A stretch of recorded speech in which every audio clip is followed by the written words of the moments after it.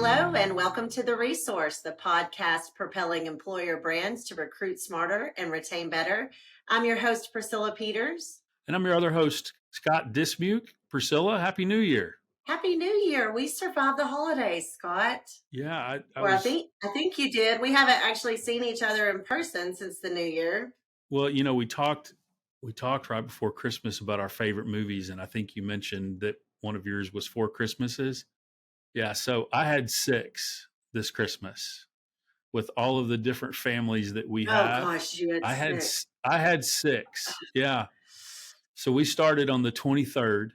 So we had a Christmas on the 23rd, the 24th. We had 2 on actual Christmas Day, and then one the day after and one 2 days after. Now, thankfully, I didn't have to, get up and sing like Vince Vaughn did during the, when he went to the church. But I'll be honest with you, I was done. I was done with Christmas, man. Six Christmases is about probably about 2-3 too many. It's a lot. We had a good one. We have 6 children as a blended family that we are. So we had all the kids here, even we call them our bigs, the older ones that are out of the house. And so we had everybody here, and it was just great. And then Stella and I took a little trip to New York between Christmas, and we skedaddled out of New York City right before the new year because we didn't want to be any part of that. And that was really fun. Did you go to see the Rockefeller Christmas tree? We did. And listen, I don't know if I've ever told you, but I'm really claustrophobic. I did not know that. Okay. Like death, like I have to breathe because I'm short. Let me tell you, the worst claustrophobic moment I've ever had was at Neyland Stadium. Arkansas was playing Tennessee. And it's Neyland, right? That's okay. So when you walk, it's like 400,000 years old. Great stadium, but it's old. When you walk through those tunnels and you're leaving the game with 100,000 people, and you can't. There's no light at the end of the tunnel. You got to kind of curve around a little bit. Let me just tell you, I'm 5'2". Okay. So when there's that many people and we're all squinched in a tunnel, I looked at Kobe and I was like, nope, I can't. And he's like, listen, you gonna go. Come on, sis. But anyway, that being said, Rockefeller Christmas tree, first night we got there, it was like Neyland Stadium. And I was like, okay, if this is the way this whole trip is going to be, I'm going to go, hang out. Get me out of here. But it wasn't. That was the only night that it was like everybody in New York City wanted to see the tree. But it was great. Yeah, and New York can be kind of claustrophobic. I mean, anytime you have to look straight up to see, blue sky. That's true. I don't know I think I've told you, my wife lived there for about 18 months before we got married. And so when I would go visit, growing up in small Southeast Missouri, I didn't have any trouble seeing blue sky, but when you had to look straight up for blue sky, that took me a while to get used to. So that can be a claustrophobic city. Yeah, I do love New York, though. I mean, we had been before. I had just never been between Christmas and New Year, and that's a whole nother deal, just so you know. Yeah. But it was great. We did the Rockettes. We did a couple of Broadway shows. Like, we fit it all in. I walked 476,000 steps. Like, it was great. But we had fun. It was a lot of fun. Did you get to watch any football? Yeah. So, when we got back, that's pretty much all I did until. Same here. Yes. And then, does it feel weird that an SEC team didn't end up on top? Oh, listen, we could do a whole podcast on the whole playoff, Final Four. I mean, obviously Michigan won and they looked good at doing it. I've got some friends and family that are Florida State fans that were pretty ticked off. Oh, I'd be in jail. If I was a Florida State fan, I would be in jail right now. But I'll tell you, I think, I do think Florida State had a legitimate gripe. I think Georgia had a legitimate gripe, to be perfectly honest with you. I mean, they went from number 1 to number 6 or number 7 after losing to Alabama on a neutral field at the SEC championship. Yeah. I clearly think they took their frustration out on Florida State in the Orange Bowl for sure. But man, I think if we learned anything, 2 things I think we learned during these football bowls and playoffs is, number 1, it's a good thing we're going to a 12-team playoff, so we don't get as much of the arguments, and we got to figure out a way to not allow players to opt out. Right. So we have a situation like we had at the Orange Bowl. I mean, that was just awful. I mean, otherwise, why are we gonna these companies that sponsor these bowls are not gonna pony up those No. dollars if that's what it's gonna look like. Hey, I got one for you. I actually read this today. I read this today on Twitter. So, or X, whatever they're calling it these days. So there's a group of people, and I don't know who they are, but this was reported by Darren Ravel, who's a business reporter, I want to say for Bloomberg or for USA Today. There's a group of people that are pushing a new bowl game next year called the Irrelevant Bowl. And the goal is to have the two worst teams in football play one another in the Irrelevant Bowl. And all they're looking for right now is a location to have it. So they put in this article that the two teams that would have been in the Irrelevant Bowl this year would have been Akron, who was 1-11, and Vanderbilt, who was 2-10. Oh wow. Oh, poor And baby. I'm like, if they have that bowl game, inject it into my veins, I am going to watch Yeah. the two worst teams. But, you know, I mean, like who, you know, where would you have that? And somebody asked me, do you think you would watch? I'm like, absolutely, I would watch that. It's a Oh football yeah. game, but I would absolutely watch that. And it'd probably be a train wreck, which would be even better, you know? But I've already found them a sponsor.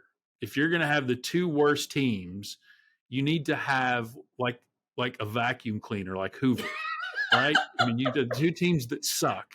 You got to have the Hoover Irrelevant Bowl and have vacuum cleaners everywhere. I think it'd be Yeah, awesome. Scott, you're onto something there.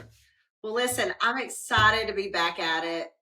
I'm excited to just kind of we're still in this first season of the resource, but this has been fun. We're about halfway through. So um it's exciting. It's exciting. I think our guest today is gonna be great. Yeah. Aren't you getting ready for the recruiting and retention conference? Yes. Yes, we are. Listen, with recruiting and retention conference, everything's going great. I always tell people when I come back from the holidays, like the next 6 weeks for me is just straight up R&R planning. So that's what I've been kind of buried in these first few weeks of January. It's going great. We're really close to selling out. Annualrrconference.com is where you can go if you want to register. But it's great. We have some amazing speakers. Remember, Chris Tuff was on our December episode. He's going to be great. He's doing a keynote about driver retention. And then we have lots of great speakers on AI and what's going on with AI and recruiting, which a lot of people are wanting to know about. And just lots of, carrier panels, lots of opportunities to network. So yeah, encourage all the listeners and viewers to register for that. It'll be here really Yeah. soon. All right. So, Priscilla, I think we can tell everybody for the February podcast, we're going to talk about our annual report. So, we've put that out the last couple of years. But then in March, we're going to interview a bunch of people in February at the R&R conference that we're going to put out in March. Several people that are going to be there. We want to get, kind of a mishmash of people that are going to be in attendance. So, I think the March episode is going to be pretty cool to have several people on that'll be attending the conference, find out what kind of what they're thinking about, what they're hearing in the industry, and have them on for the March episode of the podcast. Yes, I think those episodes are going to be great. So, speaking of episodes, let's dive into this one. Yeah, I think we're gonna kick it off right this year. Obviously, 23 has been an interesting year, so we wanted to have somebody kick off the podcast this year. Maybe kind of talking about where we've been and where we're going. And so we're going to have Thom Albrecht on. So why don't we bring Thom on? All right, everybody. We are really, really excited for our guest today on the resource. We have the privilege of sitting down with Thom Albrecht.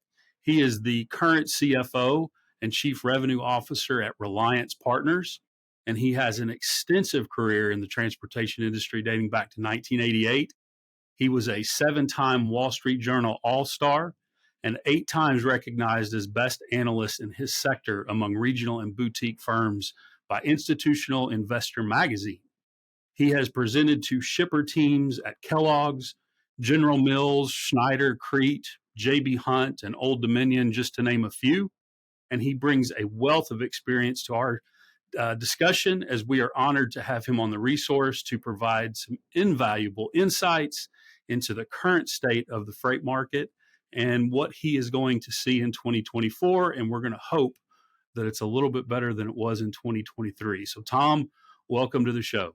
It's great to be here, Scott, and I'm delighted to talk about what I think is going to eventually become a better year. We are so excited to get your insight, Thom. I got to tell you, we always start with what we call the first five. These are serious questions that seriously do not matter. And Scott, I'm I'm thinking Thom he's up here. Like these questions may take this whole conversation to another lower level. You know what I'm saying? But we're going to kick it off this way, Thom. This is just a way for us to kind of get to know you and Sure. all of that. So we're going to kick off with our first five.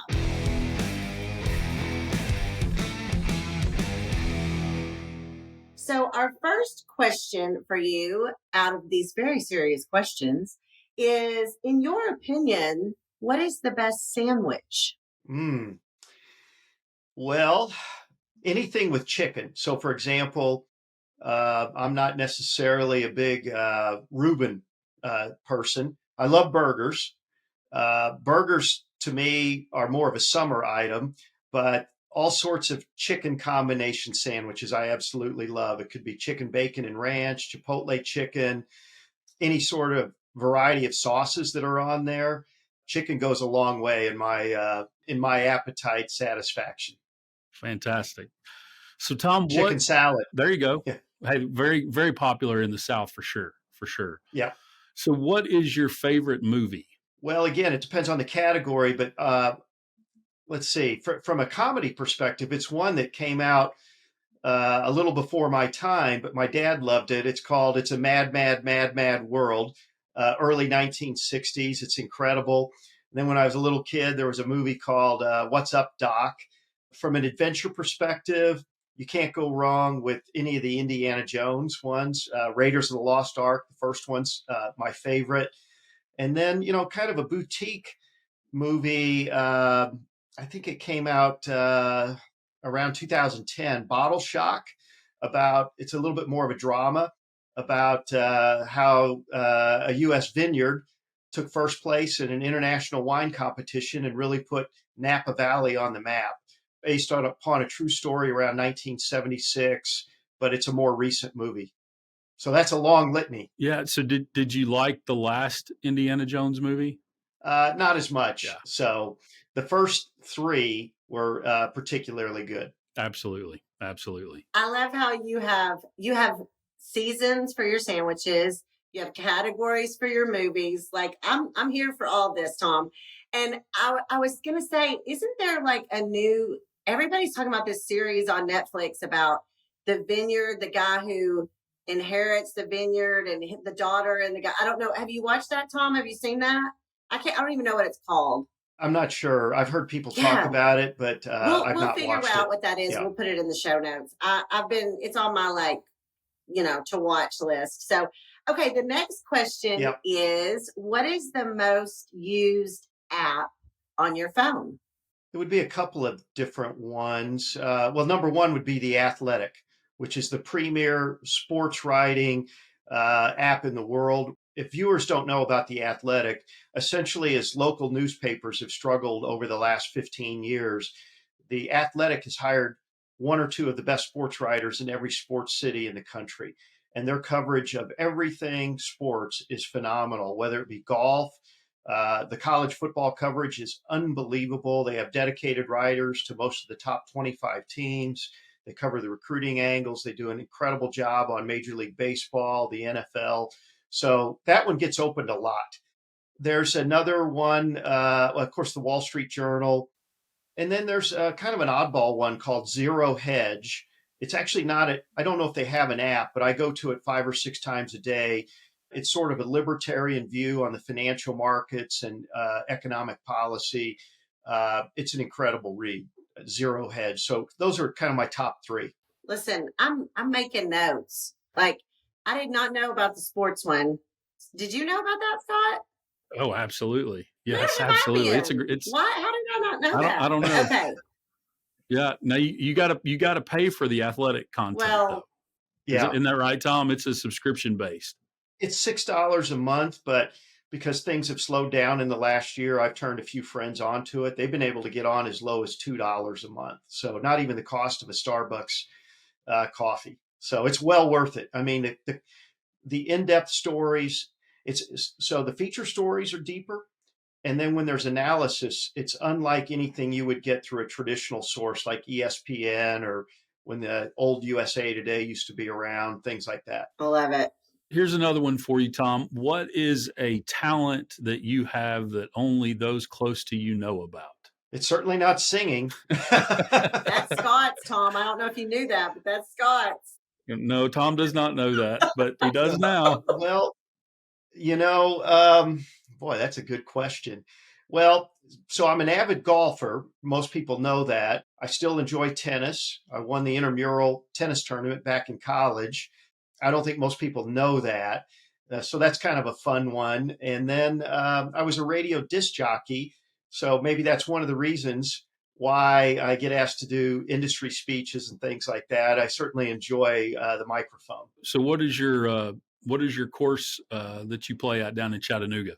I play all over. I've actually not joined a private club. When I lived in Virginia, I belonged to a couple, but there's really a lot of good ones. And so I just kind of piggyback on friends that belong to whether it be Chattanooga Country Club or one of the other ones around there. Yeah, I've played. Have you played Black Creek? I've played it once. I played it a handful of times. Council Fire, the same. I actually enjoy going kind of all around. Different weekends, I may go to Western North Carolina. There's a club I'm thinking about joining on an out-of-town basis this spring in Waynesville that was just completed a 2-year renovation in July. So that's a possibility. And I still get back to the Midwest for about a month each year. And so there's a handful of courses around the St. Louis area. So anybody that lives in and around the Chattanooga area that plays golf, I always have to know, have you got to play the honors course yet? Oh, yes. I first played that probably 2001. And I've got a couple friends out there and, usually get on 1 to 3 times a year. That's awesome. It is very special. Very cool. Okay, one last question as part of our first 5 is if you weren't doing what you're doing today, your job, your career, what would you hope to be doing? I'd love to be a pro golfer, but I wasn't good enough. So I do not want to be a club pro, though. Those folks work really hard, but unfortunately, they don't get to play that much golf. So, maybe as I move towards retirement, beginning of the next decade, I'll be sort of a hobby teacher for a park and recreation division. I might not mind being a school teacher. Actually, another little known fact was in 1986, before I got on at A.G. Edwards, my first career job, I was a substitute school teacher for about 10 weeks, taught everything from kindergarten all the way to 12th grade computer science. So had a lot of fun with that. Nice. That's been kind of a common answer. We've gotten teacher a couple of times. Okay, real quick. I want to go back to your intramural tennis championship. So here's my question. Can we put that on our resume? Because I don't know, Scott, I've never told you this, but I played, you're going to die. I played intramural football, flag football in college. And can you guess what position I played? We won the championship. Yeah, I really hope it was quarterback. No, it was not. It was defensive line. Okay. Because believe it or not, I was quick and I would just go around and I would rip that flag quarterback and it got nasty. And I played for the Baptist Student Union. And so obviously they didn't want us to cuss, which, from time to time might accidentally come out. And anyway, but I love that you said that, Tom. You're like, I was the intramural champion. So I feel like I could say that now. Like I could be like, I was on the intramural, women's. As long as I don't have to put the year that I won that in. Yeah. Otherwise, it was a lot of fun. I didn't play high school tennis, but always played recreationally, and then got to know some guys on the tennis team and was able to sharpen my game quite a bit. Got a mean backhand and always believed in a huge power serve. There you go. Well, little known fact, and Priscilla, I don't even know if you know this. My freshman year of college, I went to school on a tennis scholarship. Really? I did not know Wow. that. Yep. Union University in Jackson, Tennessee. Look at us. We're athletes. We didn't even know it. Look at us. All right. Well, okay. So now we're going to dive into our actual real questions. Scott, you want to kind of kick it off? What we have for him? Yeah, absolutely. So, Thom, obviously, really wanted to have you on today. Aside from knowing, the tennis and golf side of things, which I could talk about for hours. Obviously, your background in the industry and everything that the industry has been through in the last year and kicking off 2024 and kind of where things going. So, in leading up to this interview and our discussions, you had kind of made mention that your theme for 2024 is the march back to equilibrium. So would you kind of expand on that a little bit and maybe speak to whether you think the freight market will flip a switch, or will it be more of a gradual recovery? No, that's I think everybody's thinking about that. And so, first of all, we're in this mess because we have too much capacity. So we need to get back to where supply and demand are at equilibrium. Demand is roughly in line with the number of trucks on the road, and there's still excess capacity. So I do believe what we're going to see is a very challenging January and February. Although I've already heard from a few fleets that there's been a little bit of a bounce so far to start the year, but I don't put too much stock in January. January used to be the worst freight month in the calendar year, and about 15 years ago, it became a sort of decent month with the proliferation of gift cards. About 70% of those are spent in the first 35 days or so. So retailers like to make sure there's something in stock. And then with the Chinese New Year always being in February, there tends to be some extra orders in January because there's not going to be much flowing into the ports in February. So January is not too bad.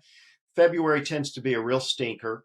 So I think it will be challenging. And then I do think we're going to see a few green sprouts in either May or June, where there's a sense of, you know what, maybe the worst is finally starting to be behind us. And I think there will be clear evidence in the second half of the year that if we're not at equilibrium, we're not very far away. What I've been telling people is this year starts the opposite of the phrase. The phrase people use sometimes is in like a lion, out like a lamb. Well, I think we're going to be in like a lamb, but maybe out like a lion by the end of the year. It's almost like a musical crescendo where you start very low and moderate and gradually build tempo and volume.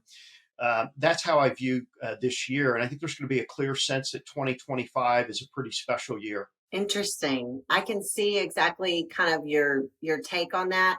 One of the questions I have related to that equilibrium is do you see us getting to that primarily through freight, through attrition, through both? Like, how do we get there? It'll primarily be through what's happening on the capacity side.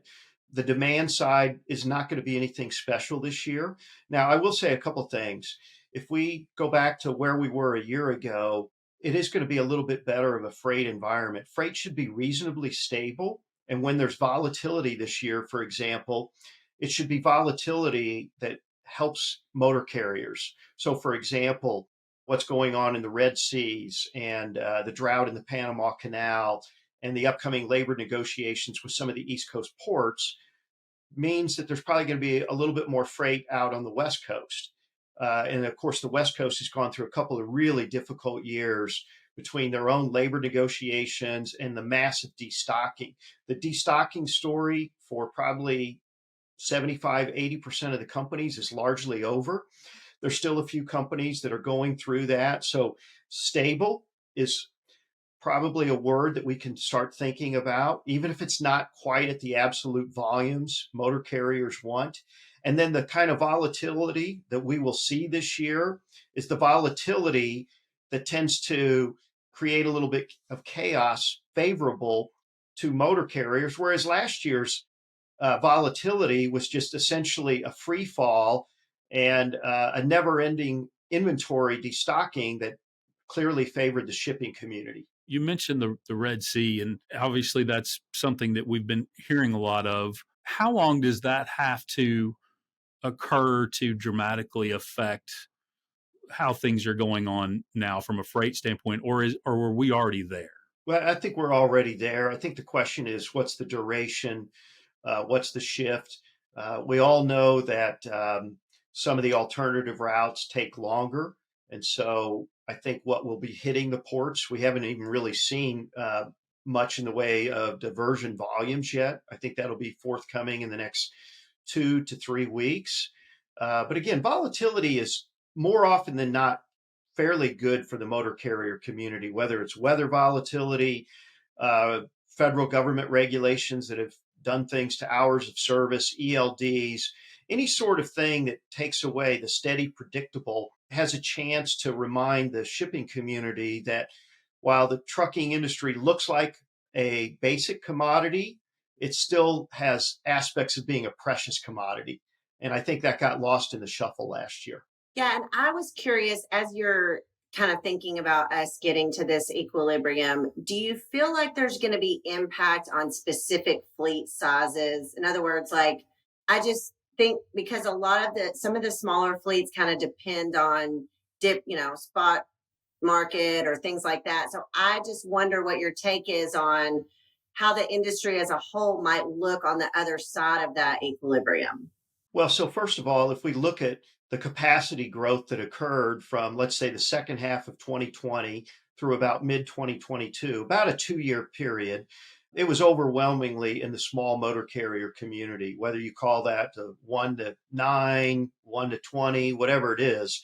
It was all on kind of the micro end of the marketplace. And at Reliance Partners, we work with over 8,000 motor carriers, 400 freight brokers. We have the largest market share in the 1 to 20 arena. We have the largest in the 1 to 100 arena. And it's not an either or. We also have a couple customers with 1,000 trucks and quite a few between 500 and 1,000. So we kind of like it all, but we have a unique perspective into the SMB or small to mid-sized part of the market. And I think the media has been sitting around, I'm not going to name the various media sources, but there's 3 or 4 go-tos within the trucking world. And they keep waiting for this plethora of bankruptcies, whether it's a 200 truck fleet or 1,000 truck fleet. And some of that has been occurring, and those venues have done a pretty good job in picking up on that. But just as they couldn't see the massive buildup in the 1 to 20 arena on the way up, we can see it. I'm hesitant to give too many specific numbers, but let me tell you that the number of motor carriers going out of business over the last 6 or so quarters is 5 times larger in the micro arena than what a normal trend would be. Now, there's always going to be some folks coming and going, but it's been 5x.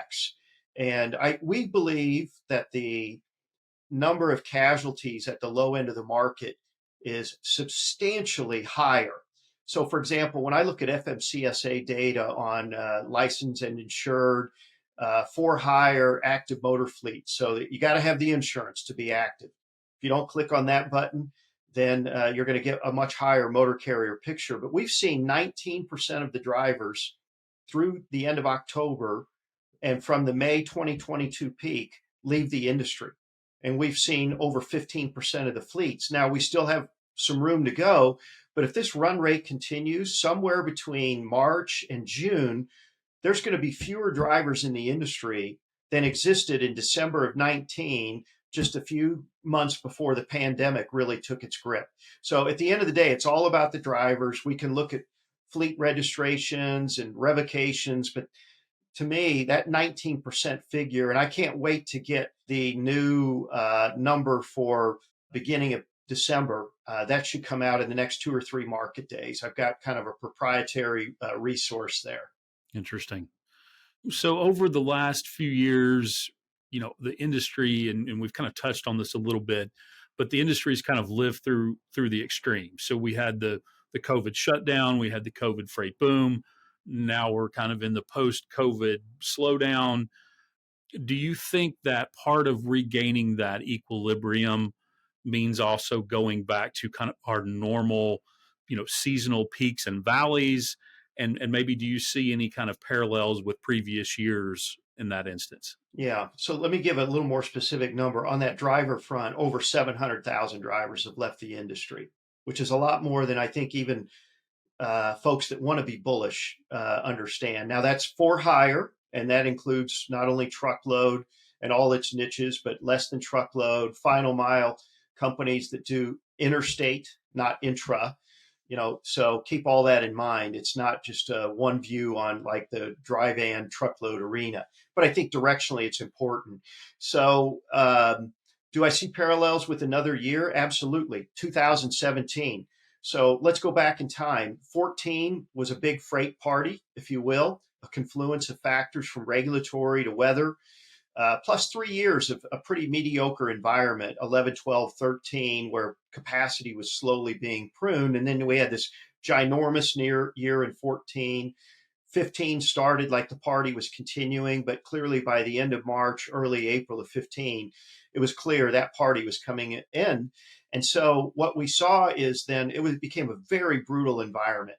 The last, 8 months of 15, all of 16. And then as we morph into 17, shippers were still trying to drive down rates in their contract negotiations the first 2, 3 months of the year. And then what happened was there was a little bit of a whiff that capacity had been exiting, and we saw it kind of in May and June. There was a robustness to things that surprised people. And then in that fall, we had the huge hurricane down in Houston. We had the ELD mandate in mid-December of 17.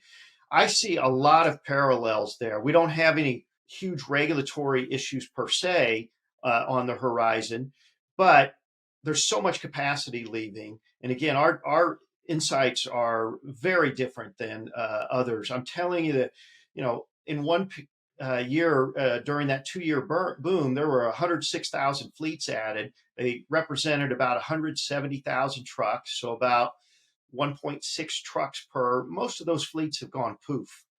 And it won't be long. We're not much more than 100,000 or so drivers away from the market being pretty doggone close to equilibrium. I forgot if there was another aspect to your question. No, we were kind of talking about the being part two of back to equilibrium. Does that kind of also mean back to our normal seasonal peaks and valleys? Well, there's always a little bit of seasonality, but I don't really know what normal is anymore. Chaos is normal. Since 2003, when the announcement of the first hours of service revision was made mid-year, we've only had in 21 years now, because you have to count 03 through 2023, we've only had 3 years that were sort of tame, where maybe you got a price increase, maybe you gave back 1.5%. And those were the years of 2011, 12, and 13. Everything else has just been extreme volatility on the upside if you're a motor carrier and you view it through the lens of a bull market or an extreme bear market.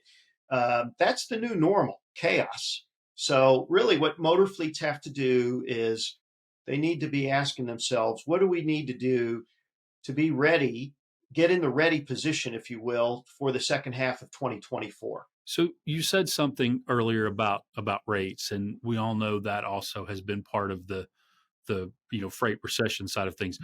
Do you have any data? Or are you hearing anything on rates? And do we see those going back up? What are you hearing from that side of things? Well, I do believe we will see a little bit of an inflection in the spot market. Again, here we are on whatever it is, January 10th. You can't read too much into January at all. It could feel really good or worse than normal. We have to let the year play out. But the first thing to move will be the spot market. I think that could have a little bit of a blip upwards in May or June.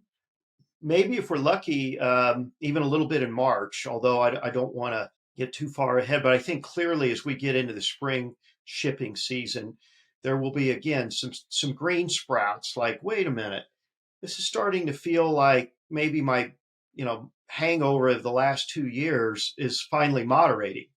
And here's another way I look at it, Scott, and everyone. We had about a 2-year binge. And the way I look at it is, call it July 1st of 2020. Now, it's not that exact, but, we had the big lockdown throughout March, April into mid-May, depending upon what state, second half of May and throughout June, different states were reopening. Truckers were almost immediately fairly busy trying to get drivers back and a whole bunch of stuff. But, let's just call it July 1st, the official kind of beginning. Well, if we go back to 2022, the spot market rolled over 6 weeks before the Ukraine invasion on February 24th. So the small carriers were feeling it. That exacerbated those problems. The large motor carriers throughout that spring, summer, they viewed the market as normalizing. And then finally, the larger enterprise carriers, those that do 3 or more services for shippers, they finally used the 4-letter word slow after Labor Day. So if we kind of divide, early in the year for the micro fleets, those dependent on more of the spot market, and those contract carriers kind of early fall, we'll just say around June 30th of 2022, the bull market ended. So it was a 2-year boom. It only makes sense that it takes about 2 years to kind of work off those excesses. And that's partly why, I'm talking about May and June, some of the first green sprouts. Interesting. Now, I mean, I'm sitting here taking notes like crazy, Scott. I don't know about Me you. too. Me too. Like, can we just talk to you every month, Tom? This is great information. Only until I'm wrong. Honestly, I love your adjective of chaos Yep. because I mean, as someone who's lived through it, and it does feel a little chaotic, but to be honest, the chaos does seem normal, Yep. and so I think that's a great way to kind of describe it. So when you're thinking about trucking companies and how they're looking at being profitable, because we know like recently, the earnings reports and everyone is being challenged with their OR and how they're operating their businesses. Is that a side effect, do you think, of the economy and rates? I know we talked about those two factors. Are there any other factors that you think are coming into play on the challenge of being profitable as a carrier today? Sure. I mean, one thing people often point to is insurance, but in our perspective, that's not a real issue right now. I think the excess coverage market continues to be challenging, but for the 1 to 100 truck fleet, they primarily operate or carry the minimum $1 million of coverage. Technically, it's 750,000, but no underwriters do that really anymore. It's $1 million of coverage because there've been so many motor carrier failures in that space. Most of the underwriters have significant capacity. As my CEO says to me, I've been in the business over 20 years. I've never seen underwriters so willing to play price or modify their underwriting standards to win business. They've got capacity. So that this is a rare window where insurance can help, but there's still inflationary pressures on the cost of new and slightly used equipment, whether it's tractors or trailers. Yes, they've come down from the peaks, but they're not exactly bargain basement prices. I think ultimately, though, it's just the rate pressure is the single biggest thing. And networks are out of whack. There's always added cost when the equipment's not where you need it to be. And that's why the capacity purge is the most important thing to be looking at through different numbers. So, Tom, many of our listeners, viewers are kind of in the recruiting retention space. We've talked a lot about the economy and everything, and I know you've been through several freight slowdowns and recessions during your time in the industry. What are your thoughts on the recruiting retention side of things during an economic slowdown, and how do you think carriers can best be prepared for the inevitable rebound or equilibrium that we've been talking about? Well, I've been around this crazy industry since 1988. The driver narrative is just a part of the industry. I mean, if you live in Buffalo, New York, or Erie, Pennsylvania, you better expect snow. So if you operate in and around trucking, and so obviously Reliance is a vendor to trucking. So whether you're a vendor to it or directly in it, it's just part of it. So I think the smartest thing to do is upgrade the quality of your drivers as much as possible. Safe drivers, reliable drivers, but know full well you're not going to keep them all. So when you begin to lose drivers and the market turns, then your focus needs to be on monetizing the cycle. And it's that simple. I haven't heard anyone that can truly solve driver turnover. There's some fleets that do an outstanding job and have turnover kind of in that 35 to 40% range. But most fleets, they just remain very reactive. And I think the challenge for every company in trucking is how do we develop more of a forward-looking mindset? Because it just amazes me how many people are reactionary. And then let's say the second half of the year plays out the way I described earlier. Well, there's folks that are going to be surprised by what happens to drivers. Well, really? I mean, we only have, decades of history, and nobody's been able. I mean, there's a lot of scientific breakthroughs that we've seen, whether it be cancer, baldness, whatever. But I mean, nobody solved the driver problem per se. And the only good thing I could say about the pandemic relative to trucking, and I hope this doesn't sound insensitive because it was a horrible period for everyone, but trucking's been screaming about the job market, labor availability, the quality of the workforce for 20 to 30 years now. The pandemic allowed everyone to realize that's not only true for trucking, that's true for just about every industry in America. So until we get immigration reform, which I do think we need, we just don't have enough people. The demographics just don't work. So I could try to make up some pithy statement, but just be more forward thinking and expect what's to come. Take advantage of what you've got now to upgrade your driver base. And just kind of a follow-up to that, because we're in a soft freight period, what would you recommend to carriers from a driver standpoint? There's some that think, oh, I just don't need to recruit at all now. And then some think I need to recruit, like you said, to really kind of improve the quality of the drivers that I have so that I am kind of prepared. What's your take on that?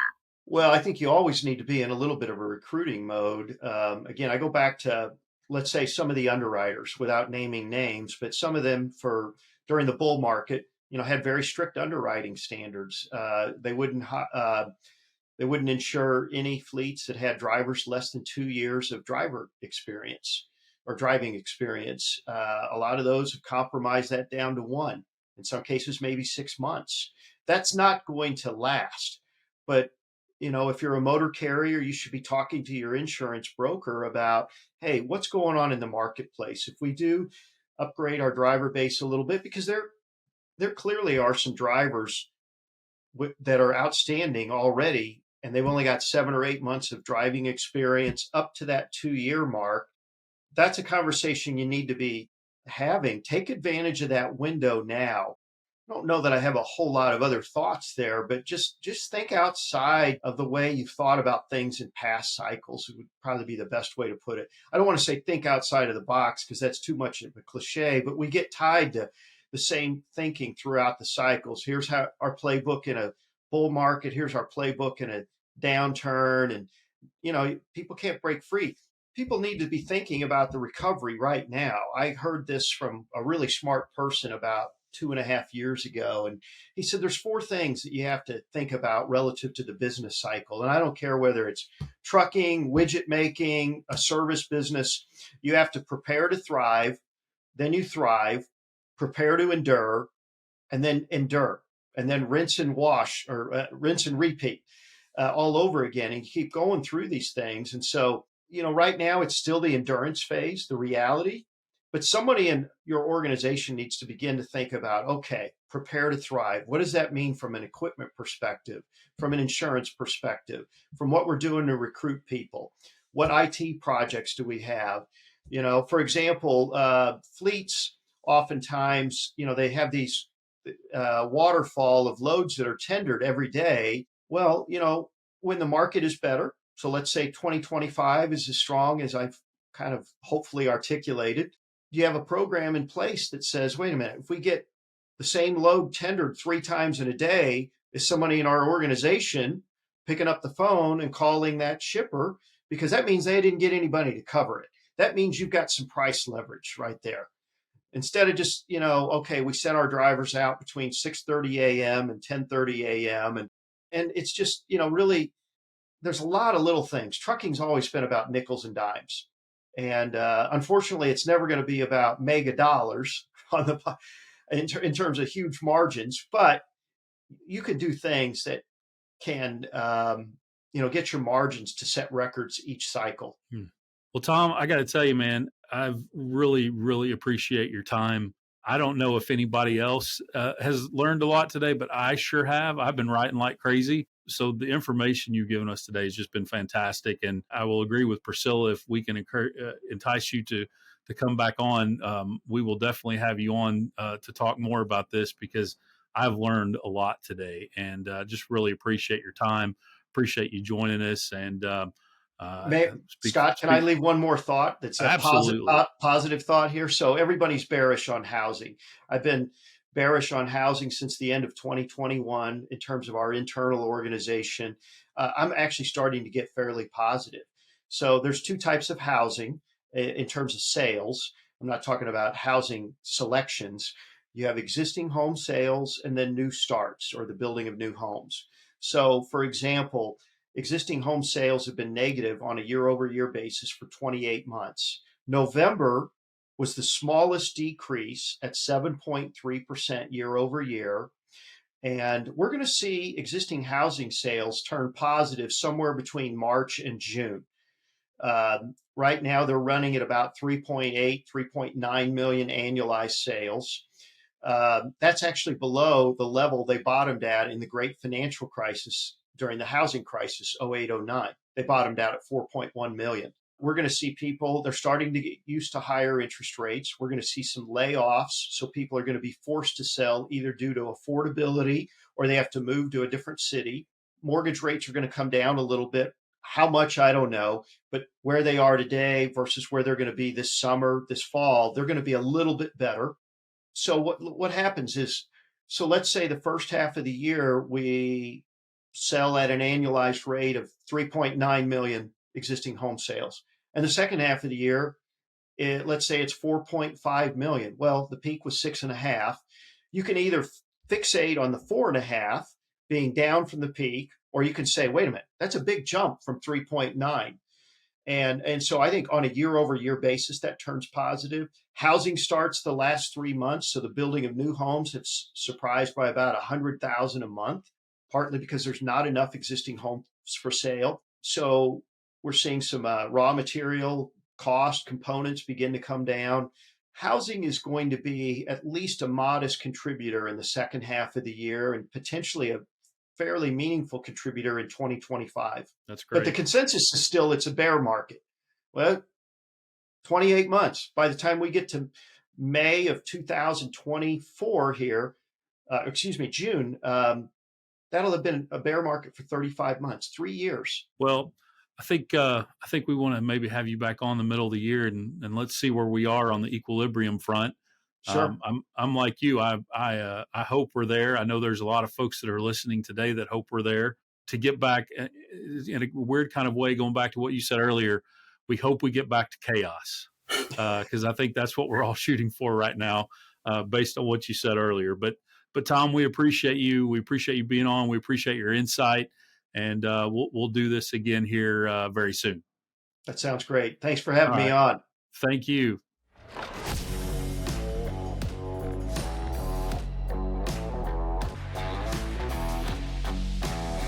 All right, everybody, it's that part of the show, the data part of the show of the resource, where we want to be sure and provide you with resources and information that recently caught our eye to help you recruit smarter and retain better. Priscilla, what's your data point? Yeah, so what I want to talk about is time to hire. So this is something that we look at. I'm sure most of our listeners and viewers, if you're a carrier, you look at this too. Like, what is the time to hire? And the way we look at it is from the first time that the driver connects with you. So the first time you get a short form or the phone call comes in or whatever that connection point is, all the way until the driver is actually seated in the truck. So when are they actually hired? Now, one of the things that we're seeing is the impact of, I know I talked earlier about how we're going to be talking about AI at the R&R conference, but one of the things that we're seeing is when fleets implement this advanced AI automation into their recruiting process. For us, we have a product called Lead Assist that does this. But when they implement that, it drastically impacts your time to hire, which is great because if you think about it, you have machines and computers and conversations going on with bots that are getting some information that you need that the recruiter doesn't have to do. So kind of nurturing that lead a little for you and then passing it off to a recruiter. And so the data behind that we're seeing, it can take a traditional carrier, as they hire, it can normally take from that initial connection all the way to when the driver's seated 80, sometimes even 100 days. Like, it depends. It could be pretty long process. Some do it faster, but what we're seeing is when you implement this advanced AI automation, like a lead assist tool that helps you do that, it's bringing it down to more like 30 days. So that's pretty significant, especially as we just talked to Tom about how we do get to this equilibrium, when, freight does come back. For some people, it's going to be a race to the driver, right? And so time to hire is really going to matter. So that's just kind of a data point that we've been seeing that I thought was super impactful, and how fleets just might really kind of think about that. Yeah. To your point, I've had several people tell me, and I know there's a lot of debate, and we kind of talked about this with Tom actually offline, but there's a lot of debate about the terminology driver shortage. So however you view that, at the end of the day, everybody needs drivers. So to your point, one of the things that I've heard several people say to me is, once everything gets back to equilibrium, or we get back to chaos or normal, whatever you want to call it these days, they think that the driver shortage is going to be worse than it's ever been, because you've had people leave the industry. People are kind of jumping ship, and I'm going to talk about that here in a second. So I think your point on time to hire is extremely important, particularly as you prepare for everything to kind of get back to whatever normal is going to be these days. So that's a good point. So my data point, we've kind of been going over our Q4 data that we're going to be releasing, and the top core issue in Q4 for drivers that voluntarily left their job was, probably to not many surprise, compensation. It was about 28% of the drivers that voluntarily left their job in Q4 had mentioned compensation, and which isn't a big shock, but I kind of dug down a little bit. And if you look at the top 10 reasons from a root cause standpoint why drivers left their job voluntarily in Q4, pay rate was number two, and pay rate's kind of been one or two the last couple of quarters. As I've gone over data with our individual partners that we work with, and we mention that pay rate, everybody kind of starts scratching their head, going, "But we've raised pay, we've raised pay, we've raised pay," and all of that is true. Many companies were raising pay, during the COVID boom. And so why are drivers saying pay rate right now? And I think one of the reasons why, and one of the things that you look at when drivers are talking pay rate right now, when so many companies have raised pay, is the predictability of pay that drivers are looking for. And if you go back to our fall driver summary, for the drivers who told us that they were looking for a job, 63% of those drivers that said they were looking because they were looking for predictable pay. And that is, I think, one of the biggest things that we've seen over the last 12 months from compensation data that we have, is the lack of freight, the lack of miles, has led to a lack of predictability in pay, which is so very important to drivers. And so I guess one of the things that I would say is as we're starting the new year off, as you're talking to your drivers, whether they're currently in your trucks or whether you're recruiting them, is to really set realistic expectations with drivers when it comes to pay and miles, but especially miles in this market. Because I think what we're seeing is, we can raise pay rates all day long, but if the miles aren't there, it doesn't really matter what your pay rate is. And so I think that's one of the most important things to know. And as you're going into this year, know, yes, pay is extremely important. Miles is extremely important, but the predictability of that pay, so drivers can budget as much as they can when they're going home to pay rent, to pay bills, to cover medicine, whatever that is. That predictability of that pay is such an important thing. And I think the data in Q4 and some of the data in our fall driver survey shows that. Yes, no, I think that's great. Rob Hatchett, the recruiting and retention consultant that we work with a lot and some of our clients work with, he always says, look at all of your pay rate, your benefits package, all of those things. Look at those every 6 months, at least, it's like your dentist checkup. That's kind of the analogy that he uses. And I think that's such a good point, especially right now, for sure. Well, it is. And I think the other thing, and I kind of from a recruiting standpoint would be interested in your take on this, but some of the things that we see from some carriers from an advertising standpoint, and I don't think it's anybody that you guys work with, when they're out there advertising their pay, they're advertising what the top 10% earners are making. And that's great. And I'm glad that your top 10% earners are earning that much. But when you put a number out there and a driver sees that in an advertisement, as much as we all wish we were hiring a top 10% driver, we have to admit we're not. That's why they're the top 10%, not the top 90%. So we have to understand that when a driver sees that number, just like my rant on guarantee pay, when they see that number, that's what they're going to expect. So I would be really, really careful from an advertising standpoint if you're advertising what those top 10% are making, because most of the drivers you hire aren't going to be your top 10%. Let's just face it. Yeah, absolutely. I always say, be careful on your up to, because they always say up to, you can earn up to, XYZ. So yeah, for sure. Well, this has been great. I feel like we're getting back in the groove with the new year and everything. Thanks so much for listening to the resource. If you had fun, please give us a high five by leaving a rating and a review on your favorite podcast platform. And don't forget to hit that subscribe or follow button so you never miss an episode. And if you have any questions or feedback to share, you can hit us up on social media or shoot us an email.